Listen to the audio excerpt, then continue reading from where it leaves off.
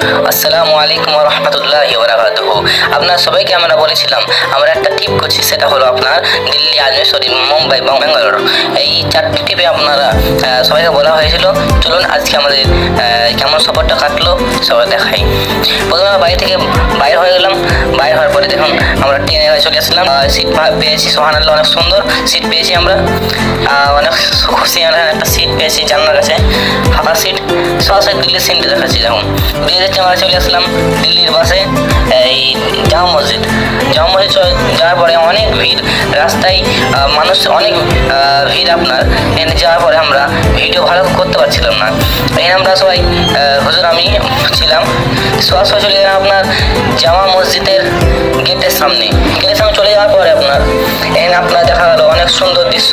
এখানে গেটে আপনার এখানে একটু দাঁড়ালাম। সরাসরি আপনার একবার জামা মসজিদের ভিতরে দেখুন, সুবহানাল্লাহ, আলহামদুলিল্লাহ, কি সুন্দর দৃশ্য দেখুন। এই দৃশ্য দেখে আমরা অবাক, কেন এত সুন্দর মসজিদ, জামা মসজিদ, যার নাম বিখ্যাত দিল্লি একটা মসজিদ, যেখানে সবাই বলে জামা মসজিদ। আমরা এখানে আমি এবং হুজুর দুই না মিলে উজু করবো, কেন আরবে শুরু হবে, তার জন্য এখন আমরা উজু করবো। এখানে আমরা উজু করবো। উজু করার পরে আপনার দেখুন দৃশ্য দেখাচ্ছি। এখানে উজু করার পরে সরাসরি চলে গেলাম আপনার কিছু ভিডিও করতে জেনে। কিছু ভিডিও করলাম, আমরা কিছুক্ষণ অপেক্ষা করলাম, ভিডিও করলাম। ভিডিও করে আপনার তারাই করার পরে সব বাইর হচ্ছিল।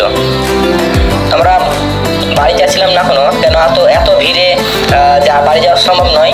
তার জন্য আমরা আস্তে সুস্থ করে বাড়ি গেলাম। কি করলাম, টাইম না বেশি করে আমরা চলে গেলাম আবার ভিতরে যাওয়ার পরে আবার এই ভিতরে যাওয়ার পরে একটু ভিডিও করলাম।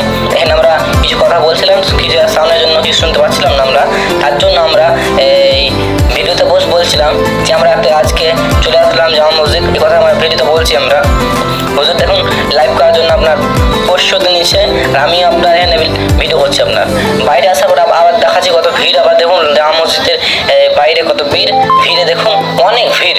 এই বাপরে, আল্লাহু আকবার। থেমে গেলাম, কেন এত ভিড়ে যাওয়া সম্ভব নয়, তার জন্য একটু থেমে যাচ্ছি আমরা। বন্ধুরা দেখুন আপনারা এত ভিড়ের মধ্যে আমরা এই ভিড়ে আপনার বাড়ি যাওয়ার পরে বাড়ি চলে গেলাম। সকাল হয়ে গেল। সকাল হওয়ার পরে আবার রওনা হলাম। এবার যাচ্ছি আমরা সেইখানে যেখানে আমরা বিখ্যাত জায়গা, যেখানে আমরা শুনি 1 নম্বরে শাহ সুফি নিজামুদ্দিন রহমাতুল্লাহ আলাই, যার ব্যাপারে আমরা অনেক শুনেছি, এনার ঘটনা অনেক শুনেছি, কেরামত অনেক শুনেছি। আমরা সরাসরি দেখুন বাইরে অনেক বাস গাড়ি যাচ্ছে আপনার, এই কথা দেখুন। এবং আপনারা এনার দিল্লি যে এসেছি আপনার, আর দিল্লিতে আসার পরে নিজামুদ্দিন দরবার শরীফ কেউ ঘুরেনি। এনার দরবার শরীফ তো এনার ফেমাস, একটা বিচক্ষণ আল্লাহ ওলি।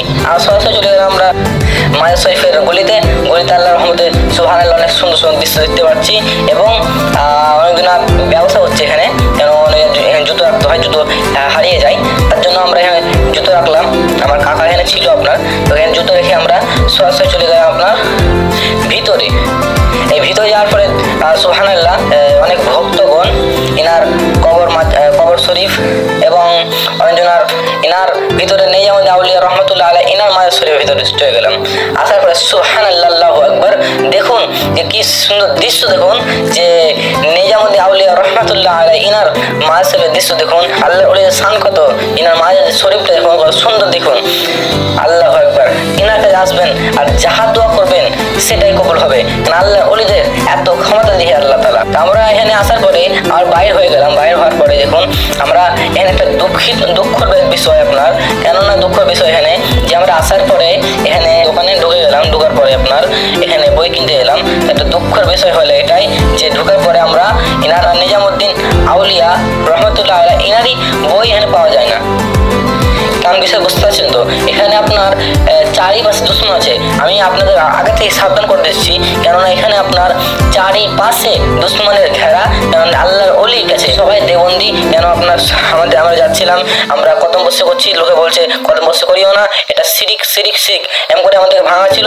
আমাদের পাশে আপনার মাওলানা নঈমুদ্দিন মাঝারি হুজুর ছিলেন, ইনি অনেক লোক বোঝালেন এবং ইনার সাথে আমরা সালাম কিয়াম সব করলাম মাঝের ভিতরে। সুবহানাল্লাহ, অনেক ভালো লাগলো, কেউ কিছু বলতে পারলো না।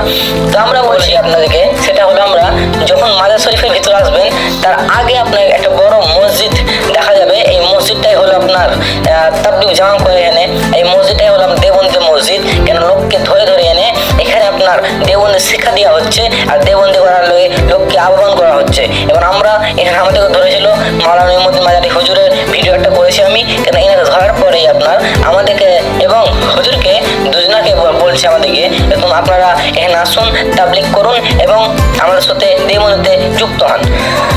আল্লাহু আকবার। আমরা এখানে শুনে আপনার হুজুর আমি সাবধান হয়ে গেলাম এবং হুজুর এনার সাথে বাহাস করতে লাগলো, এনে লোক জমা হতে লাগলো। লোক জমা হতে হতে আপনার এক দৃশ্যে আপনার হুজুর আমি বলতে বলতে হুজুর অনেক কথা বললো, লোক বুঝতে পেরেছে। সুবহানাল্লাহ।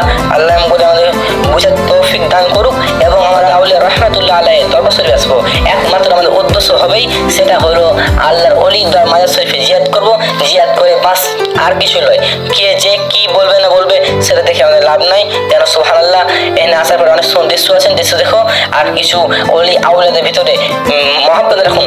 এবং তাই তো বলে আপনার যে आलिम के पास आओ तो मुंह संभल के आओ और ओली के पास आओ तो दिल संभल के आओ। ওলি কে আপনার আলিমের কাছে যাবেন তো মুখটা সামনে যাবেন এবং ওলির কাছে যাবেন তো দিলটা সামনে যাবেন। এবার আমরা সরাসরি চলে যাবো আপনার আজমির শরীফ।